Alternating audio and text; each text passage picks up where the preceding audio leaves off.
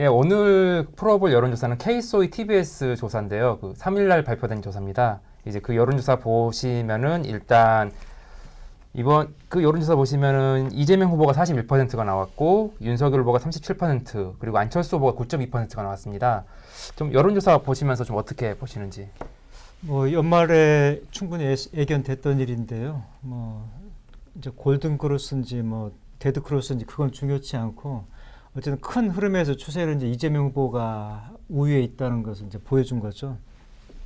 이번 여론조사를 포함해서 새해 들어가지고 11개 기관에서 여론조사를 했는데 11대 빵으로 이재명 후보가 다 전승을 이겼고요. 특히 그중에서 6개 여론조사 기관은 오차범위 밖에서 이기는 것으로 나타났거든요. 그만큼 이제는 큰 흐름이 추세가 이제 민주당 쪽으로 좀 잡혀가는 거 아닌가, 그것을 좀 보여주는 게 이제 이 여론조사라고 좀 보고 있고요. 엊그제 이제 윤석열 후보 캠프가 선대위도 해체하고 새롭게 이제 진영을 꾸리겠다고 그랬는데 그게 이제 얼마만큼 국민들한테, 유권자들한테 어필할 건지는 한 일주일 정도 이번 주 후반에 이제 여론조사를 좀 봐야 되겠는데 아마 조금의 반등하는 데는 영향을 미치지 않을까 좀 생각이 되고 있고요. 어쨌든 이재명 후보도 아직은 마음 놓을 수 없는 게 윤석열 후보가 못해서 반사이익을 누린 거지 본인이 잘해가지고 지지율이 올라간 건 아니거든요. 그게 뭐 안철수 후보 쪽으로 좀 많이 넘어갔잖아요. 네. 그거 보여지듯이 그래서 민주당도 앞으로도 계속해서 긴장의 끈을 놓지 말고 포지티브한 어떤 정책 선거를 통해서 유권자들에게 다가가야 되지 그렇지 않고 이전처럼 되풀이하면은 또 깔아앉을 수 있다는 점에서 긴장을 늦추지 않아야 될 것 같습니다. 민주당에서는 그거 보시고 좀 결과 다들 좀 내부에서는 분위기가 좋았나요? 그거 보시면서. 분위기가 좋기보다는 뭐 더 열심히 해야죠. 왜냐하면 정상적인 우리 선거에서는 윤석열 후보는 지지율이 더 떨어졌어야 되거든요. 네.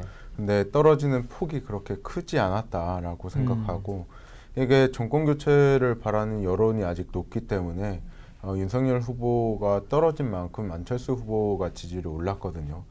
그렇기 때문에 안심할 수는 없는 상황이고 또 안철수 후보가 다른 여론조사, 뭐 공표가 금지된 여론조사에서는 10%가 넘는 여론조사도 있어요.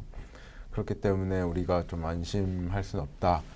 또 저는 개인적으로 안철수와 윤석열의 단일화가 상수에 가깝다고 보거든요. 뭐 변수는 아닌 것 같고 그렇기 때문에 단순히 뭐 두 분의 지지율이 합한 게 뭐 총합이 될 수는 없겠지만 그래도 컨벤션 효과는 약간은 좀 누릴 것 같다라는 생각이 들고요.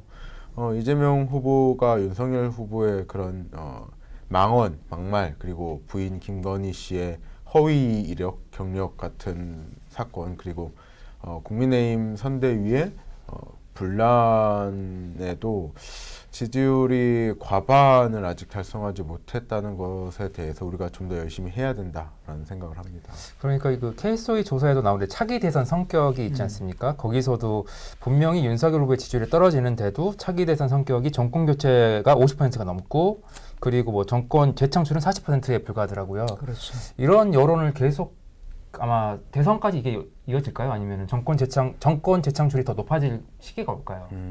저는 기본적으로 코로나가 지금 오미크론 확산이 좀 잠잠해지고 부동산 가격이 좀 안정되면은 정권 교체에 대한 여론 그런 뭐 요구들이 좀 낮아질 거라고 보는데요.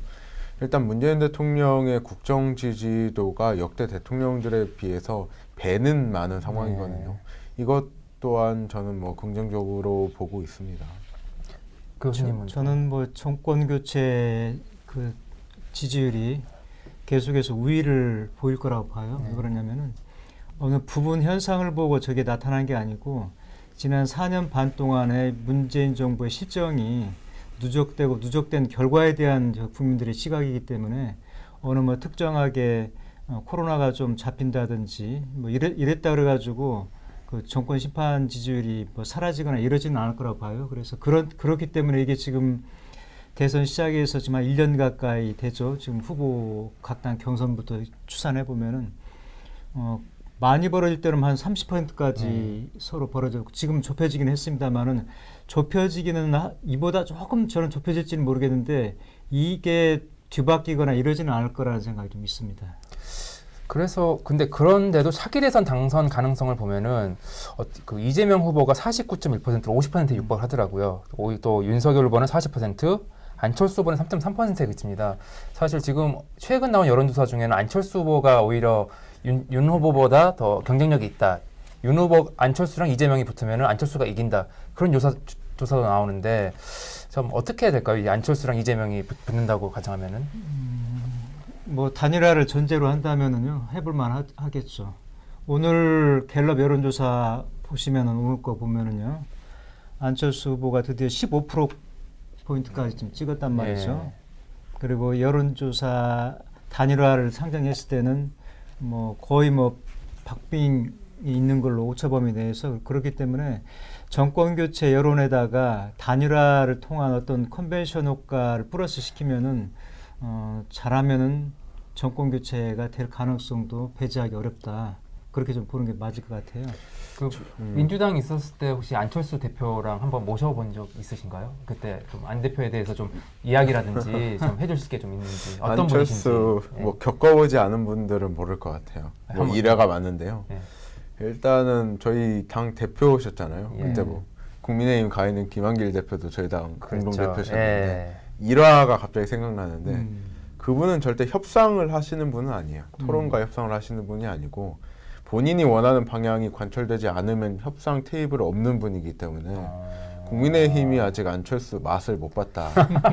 안철수의 그 매운맛, 뭐 순한 맛 같이 보이는데 매운맛을 그 못 본 것 같고 일화를 잠깐 말씀드리자면 협상 테이블에 협상안을 갖고 와요. 본인께서 뭐 각 주체들이 갖고 올 거 아니에요. 근데 본인이 갖고 온 협상안을 내밀고 이대로 안 하면 협상 없습니다 하고 그냥 나가세요. 그게 협상인 건가요? 이대로 안 하면? 통보죠. 아, 그런 매운맛을 못 느꼈기 때문에 국민의힘 지지자분들이 조심하셔야 될 것 같고 일단 기본적으로 안철수 대표에 대해서 말씀드리자면 17년도 대선 때 문재인 대통령님과의 그 여론조사에서 골든크로스가 일어난 적이 있어요. 1월 달쯤에 일어났었죠. 그런데 그 낙폭이 엄청나게 심하게 지지율이 떨어진 경험이 있기 때문에 그 기억을 국민 여러분들께서 좀 은연중에 기억으로 가져가실 가능성이 높다. 사람이 한 번 실망하면은 그걸 돌이킬 수가 없거든요. 저는 안철수 대표의 최대 지지율이 한 15% 남짓, 뭐 많이 오르면 20%까지 오를 수 있는데 거기까지라고 봐요. 이재명 후보나 윤석열 후보처럼 40%까지 오를 가능성은 없고 뭐 민주당 지지층, 우리 지지자분들은 안철수가 어떤 사람인지 정확히 알기 때문에 뭐 거기로 이동할 가능성은 없고 기본적으로 윤석열 후보 지지자분들 중에서 윤석열로는 안 된다라는 분들이 일부 이동할 수는 있는데 최종 후보가 안철수가 되기에는 좀 험난하지 않나. 물론 여론조사 100%로 하면 안철수 후보에게 유리하고 가능성이 있겠지만은 국민의힘이 그걸 받아들일 가능성은 없거든요. 또 두 분이서 협상을 해서 뭐 국민 50, 뭐 선거인단 50 이렇게 할 가능성이 없는 게 안철수 후보는 자기한테 유리한 방식이 관철되지 않으면 테이블에 없는 사람이에요. 그걸 또 이준석 대표가 잘 알고 있기 때문에 그렇죠. 그래서 이번 그 작년 한 10월쯤이었나요? 당대당 통합했을 때 테이블이 엎었던 그 경험도 있고 그 실제로 국민의힘 분들하고 저도 이렇게 소통하고 그러잖아요. 정말 매운맛을 처음 보니까 그분들은 엄청나게 비토를 하시더라고요. 그런 일이 있었다 이런 이야기도 뭐 말씀해 주시고 사례도 말씀해 주시고 하는데 저는 그냥 팔짱 끼고 웃고 있죠. 그렇지. 사실 그 지지 후보 교체 의향을 말씀해 주셨는데 케이소이 그 조사에서도 76%는 계속 지지하겠다로 나오고 이제 바꿀 수도 있다는 20.5%라고 나오더라고요.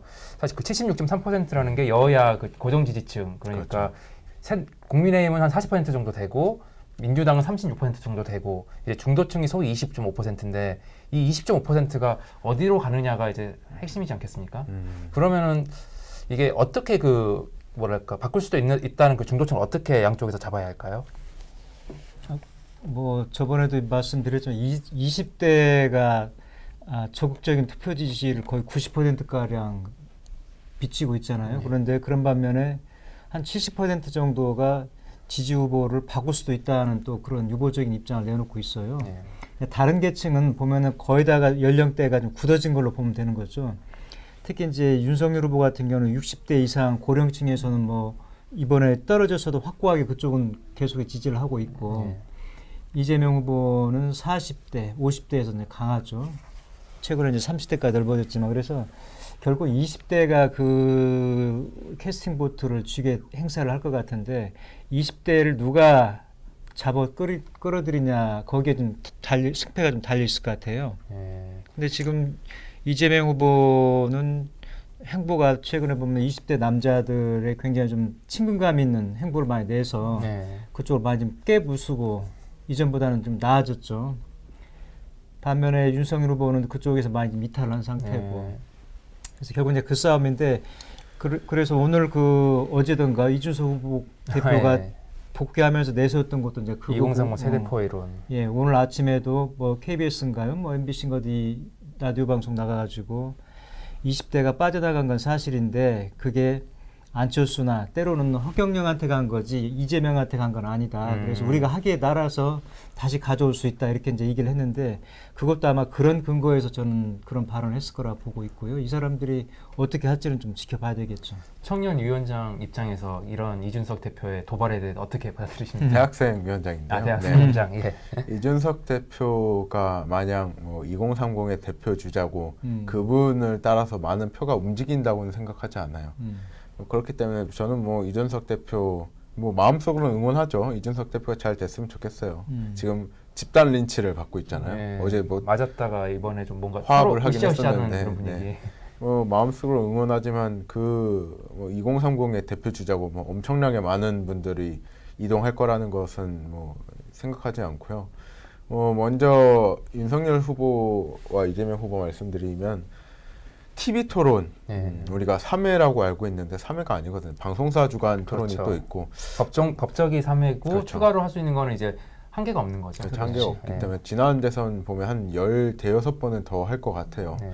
그 과정을 통해서 저는 이재명 후보가 부상할 거라고 보고 왜냐면 그 3프로 TV가 이번에 좀 이슈가 됐었잖아요. 핫했죠. 3프로 TV를 통해서 중도에 계신 분들 정치에 관심이 없고 뭐 경제 문제에 관심이 많았던 분들이 이재명 후보에게 열광하는 분위기를 볼 수 있어요. 또 윤석열 후보의 그 뭐라고 해야 되나요? 뭐 지식 없음, 좀 부족함을 좀 그냥 알게 돼요. 일반인 수준의 그렇죠. 상식이라고 일반인 네. 수준의 상식을 갖고 있는 네. 것을 아셨고 또 이거는 뭐 거기 출입 기자 네. 윤석열 후보의 마크맨이라고 하나요?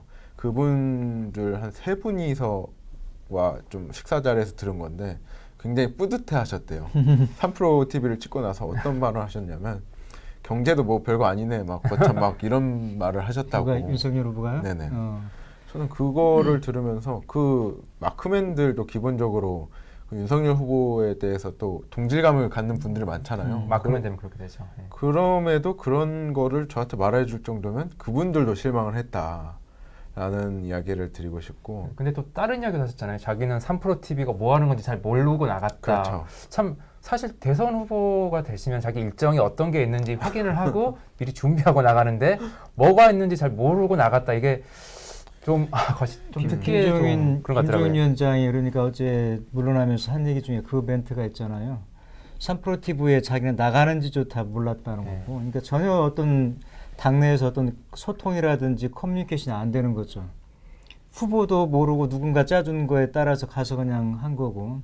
그리고 김종인 후보 말 중에서 보면 더 문제가 있는 게 뭐냐면은 본인이 나가는 걸 모르는 것은 그렇다 치고 어디 단위에서 결정이 됐는지 모르지만 나갔더라도 잘만 했으면 상관이 없는데 그 경제 지식이라든가 메시지가 전혀 없었다는 그렇죠. 거예요. 예. 그래서 이번에 그 3%에서 두 사람의 그 지지도가 크게 엇갈렸는데 그런 거에 볼 때 국민의힘이 이게 대선을 치르는 정말 조직이 맞는 건지 이 사람들이 도대체 뭐 믿고 이러는 건지 정말 좀 한심하다는 표현이 좀 나오더라고요. 그래서 이제 주제를 다시 그럼 그쪽에 집중을 해보죠. 이제 윤석열